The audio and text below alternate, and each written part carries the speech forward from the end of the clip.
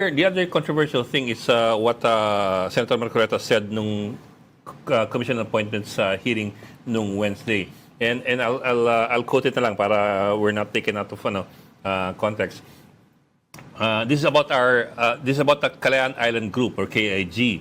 Ano ba talaga pagpapatayan natin? We will offer our lives and the lives of our children to die for it for something that is not even within our EEZ. Ang gawin natin po para madali, i-give up natin ang KIG. That's the direct quote.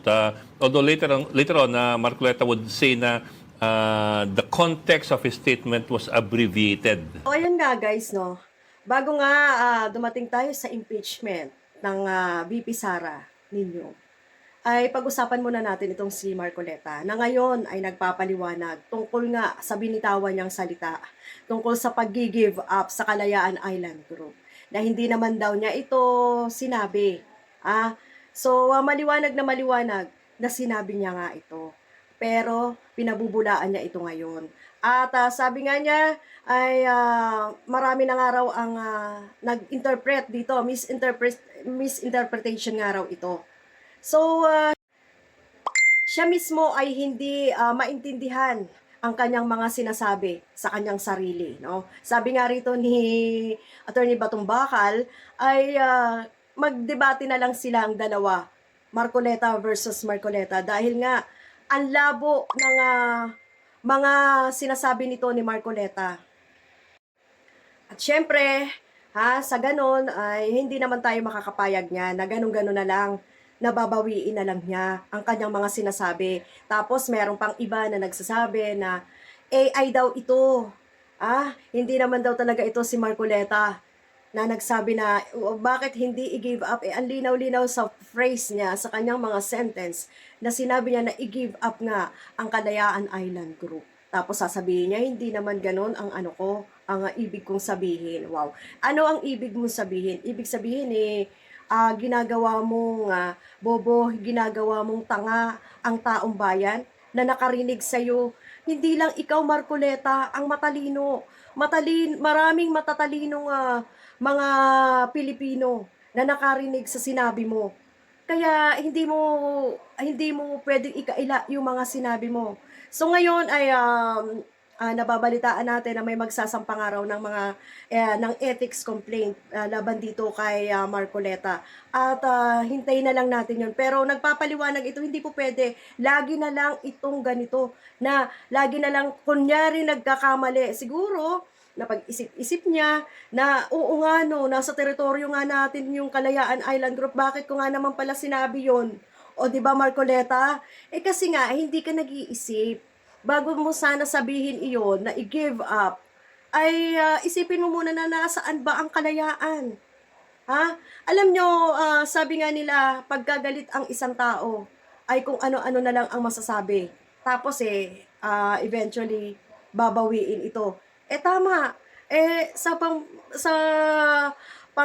balat na anyo naman ni Marcoleta, lagi namang galit Kaya ganon ang nangyayari. So, hindi naman pwedeng gano'n na lang ang nangyayari na pagbibigyan dapat. Dapat mabigyan ito ng sample. Sampulan ito na hindi niya pwedeng sabihin yung mga gano'n na senador siya ng bayan. Hindi siya pwedeng kung ano-ano na lang ang sasabihin dyan. Di ba po? At ngayon ay usap-usapan talaga to si Marcoleta na kung ano-ano ang ipinaliwanag niya na kesyo daw.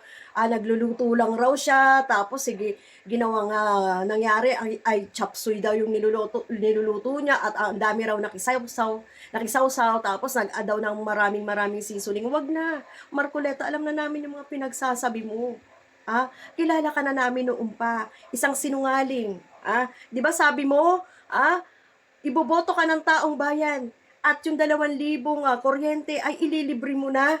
Sinungaling ka, di ba? Hanggang ngayon, 8 buwan na, hindi mo nga yan binabanggit man lang kahit ni katiting Hindi namin yan makakalimutan. Kaya, Marcoleta, tumigil ka na sa politika. Umalis ka na sa politika. Bawal ang sinungaling sa politika. I-boycott ka namin dyan sa senador. Alright? Hindi ka namin titigilan, Marcoleta. Tandaan mo yan. So, in other words, I suppose he's trying to say na he was taken out of context. But how do you respond to that, to that statement? Magdebate silang dalawa. Yung Marcoleta nung Monday, Marcoleta nung Wednesday. Sila na lang magdebate.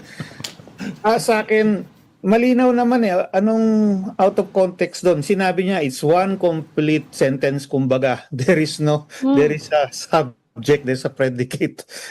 Oo nga. Wala ko nakikitang out of context doon sa sinabi niya. No? Ang nakikita kong out of context is sinabi niya yon doon sa Commission on Appointments sa hearing. Mhm. Yun ang wala sa lugar. Mhm. Pero kasalanan na niya yon, no? Pero malinaw, parang ang implication niya, komo yung malayo yung lugar, hindi dapat natin panindigan at ipaglaban, no? At komo yung lugar ay nasa labas daw ng EEZ, ipamigay na, parang yun nga, i-give up na lang natin. Walang connection yun no? Yung ating interest dun sa isla, yung karapatan at soberenya natin dun sa isla ay dahil nandun tayo. Hindi dahil nasa loob siya ng EEZ. No? Walang relasyon yun.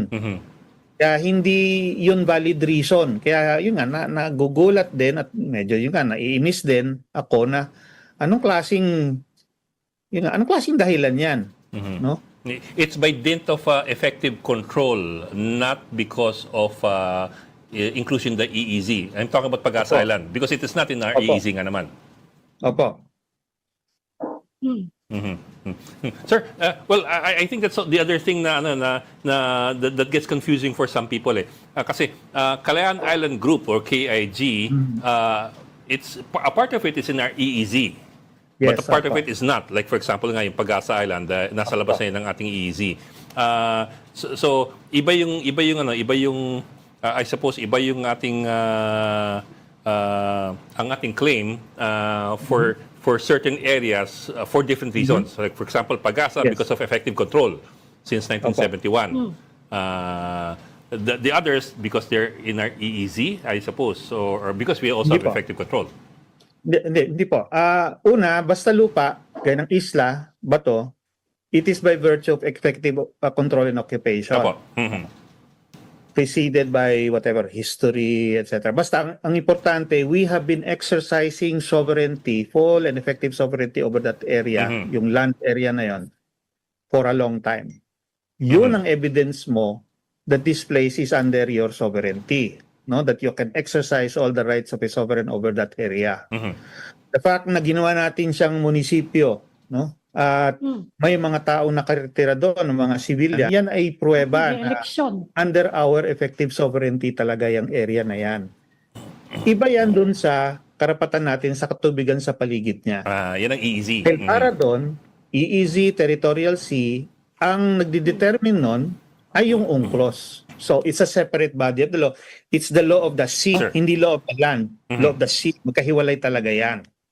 At ayon sa UNCLOS, nga, kung meron kang sovereignty sa isang piece of land na may karagatan sa paligid, then pwede kang magkaroon ng territorial sea una. Yan, kakabit talaga yan nung fact of sovereignty over the land. Tapos pwede ka rin magkaroon ng exclusive economic zone, continental shelf, contiguous zone. Depende ngayon doon sa situation. Kung ikaw ay island or rock. Yeah. So hiwalay 'yon, no? Kaya hindi mo dapat sinasabi na kung nasa labas ng EEZ yung isla, hindi na sa atin yan o hindi na dapat natin claim yan o dapat i-give up na lang natin yan. Hindi yun konektado Hindi yun ang tamang rason.